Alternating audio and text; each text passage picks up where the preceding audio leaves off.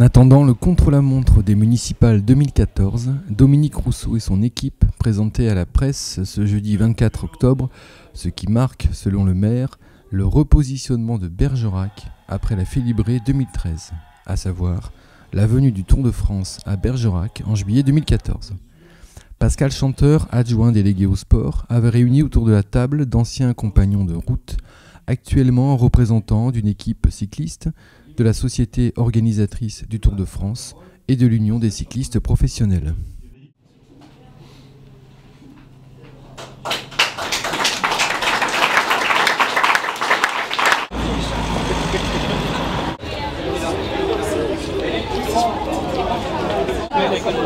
Allez, les élus, Dominique. La sorte. Vous arrêtez de papoter. Ouais, parce qu'on l'entend sur la photo. J'ai toujours voulu passer à la télé. Allez les enfants, à deux, vous faites comme ça. Allez, 1, 2.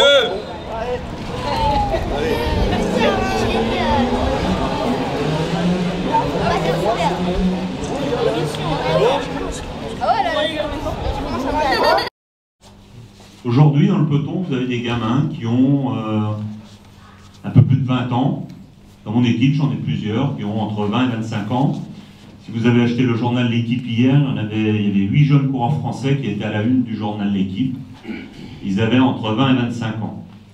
Ça veut dire que dans les grandes époques du dopage, notamment la période Armstrong, puisque c'est son nom qui revient le plus souvent dans les médias, ces garçons-là avaient entre 10 et 12 ans. Est-ce que vous trouvez juste et normal qu'on leur fasse porter un fardeau qui n'est pas le leur? Quand il y a des fautes, elles doivent être sanctionnées, si tant est qu'elles doivent être sanctionnées. Il n'y a pas de problème. Mais on traite tout le monde de la même façon. Imaginons que dans cette salle aujourd'hui, on soit en train de parler de rugby, de football ou de tennis.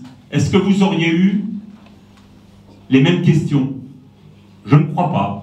Je ne crois pas. Alors certes, le vélo, on n'a pas toujours su se défendre dans ce domaine. Mais à un moment donné, je crois qu'il est temps de dire, ça suffit. Le passé, il est ce qu'il est assumé, on essaie d'en tirer les conséquences, on essaie de faire le mieux possible dans toutes les instances, que ce soit la fédération, l'UCI, le syndicat des coureurs, les organisateurs, les équipes, les dirigeants à différents niveaux. Tout le monde essaie d'apporter sa pierre à l'édifice. On n'est pas toujours systématiquement entendu par les plus hauts élus. Pas toujours. Je suis bien placé pour le savoir, je suis président de la Ligue. J'ai envoyé souvent des courriers à des ministres de différentes couleurs. On n'a pas toujours eu des réponses. Alors c'est un peu facile et simpliste de toujours taper sur ce même sport. Parce que dès qu'on parle de sport et de problèmes de dopage, systématiquement, on en revient au vélo. Vous savez tous ce qui s'est passé pendant le mois de juillet. Il y a eu une enquête sénatoriale. Pas de problème sur l'enquête sénatoriale. Comme par hasard, on ne s'est intéressé qu'aux cyclistes.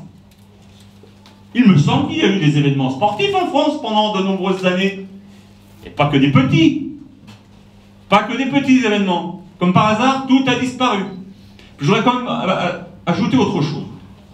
Quand on parle de lutte antidopage, savez-vous que pour les courses de vélo, c'est nous, le monde du vélo, qui payons les contrôles antidopage. Toutes les courses cyclistes en France, sur le sol français, notamment professionnel, parce que je suis président de la Ligue, c'est moi qui signe au bas de la convention qui nous lie avec le ministère et avec la FLD. Ce sont les petits organisateurs. Et là, je ne parle même pas d'ASO. ASO, on pourrait dire, ils gagnent bien leur vie, et fort heureusement, ils peuvent payer. Mais les petits organisateurs bénévoles qui organisent la Route du Sud, qui organisent Cholet-Pays de Loire, et le syndicat des coureurs, et l'association des coureurs, c'est tous ces gens-là qui participent au financement de la lutte antidopage. C'est nous qui payons, ce n'est pas le contribuable. À l'inverse, parce que c'est inscrit dans un calendrier national, s'il y a un contrôle antidopage à la fin d'un match de football à Bordeaux, c'est vous, contribuables, qui financez ce contrôle antidopage. Tout simplement parce que c'est dans un calendrier national. Alors voilà, c'est tout ce que je voulais préciser parce que c'est parfois un peu fatigant qu'à chaque fois qu'on est dans une assemblée, systématiquement,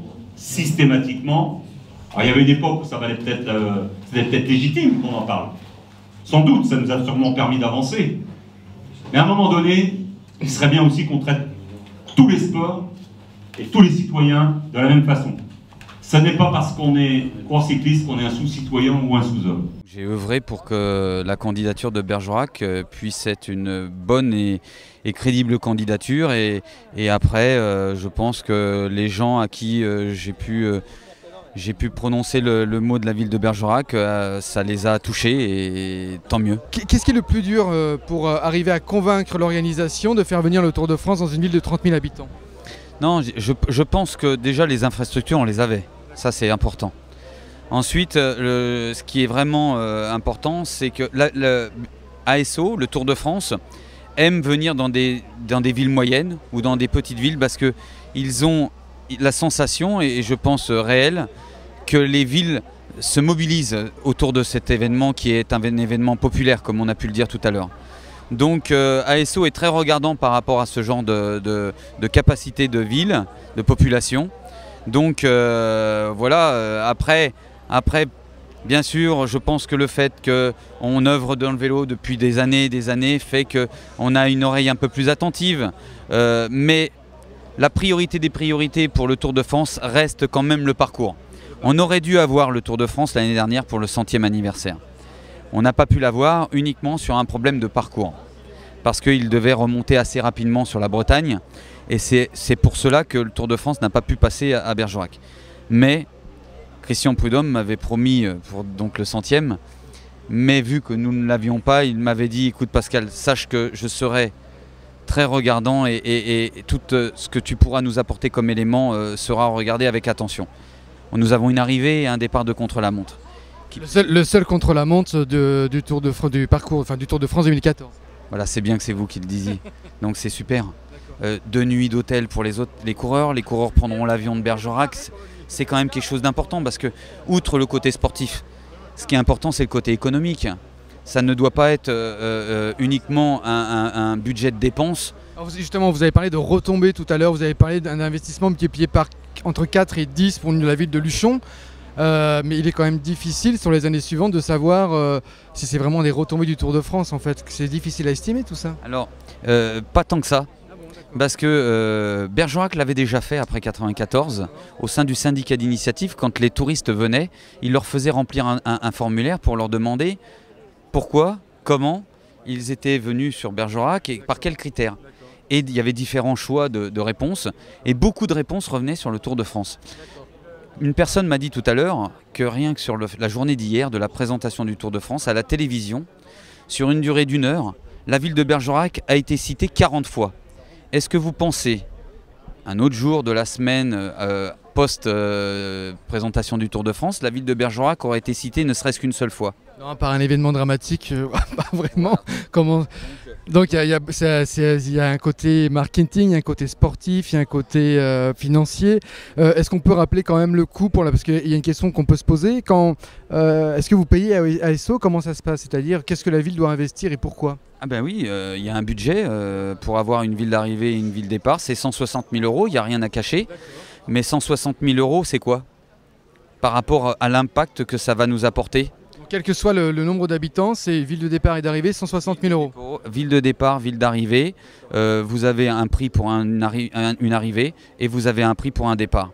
Donc il n'y a rien à cacher. 160 000 €, c'est un peu plus d'1 million d'anciens francs.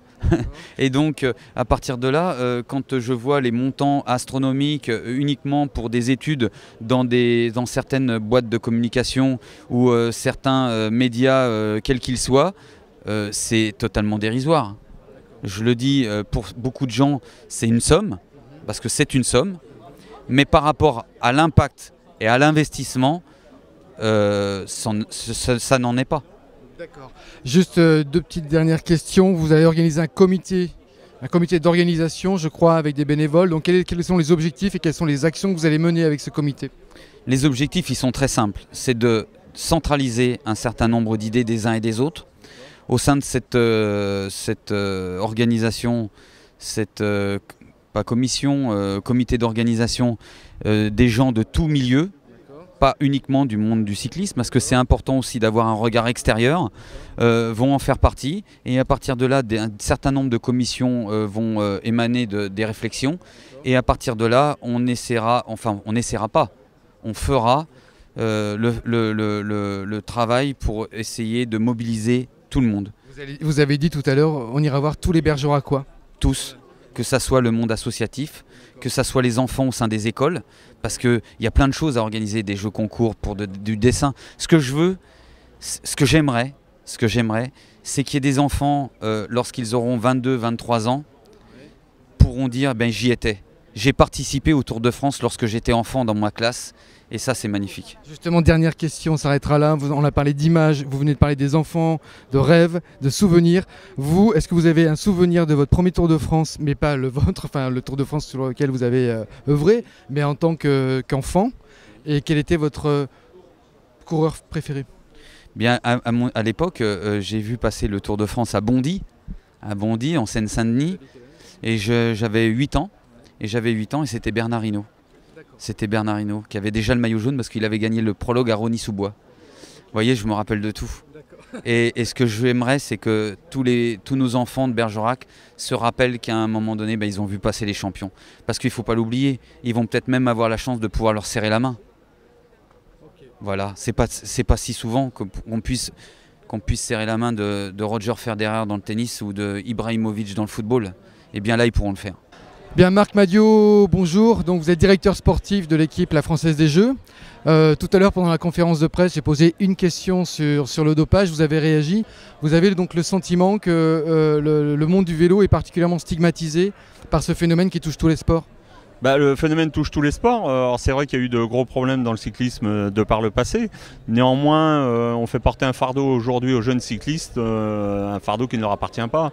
On a souvent coutume de parler de deuxième chance, mais là on n'est même pas dans la deuxième chance, on est dans la première chance pour ces jeunes cyclistes.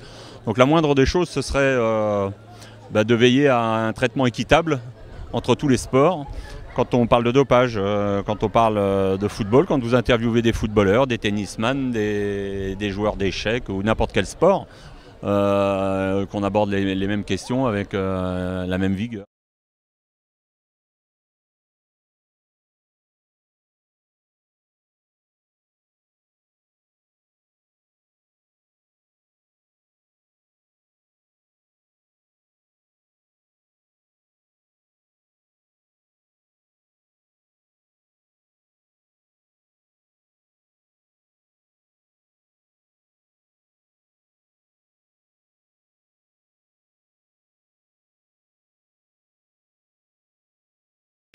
Non.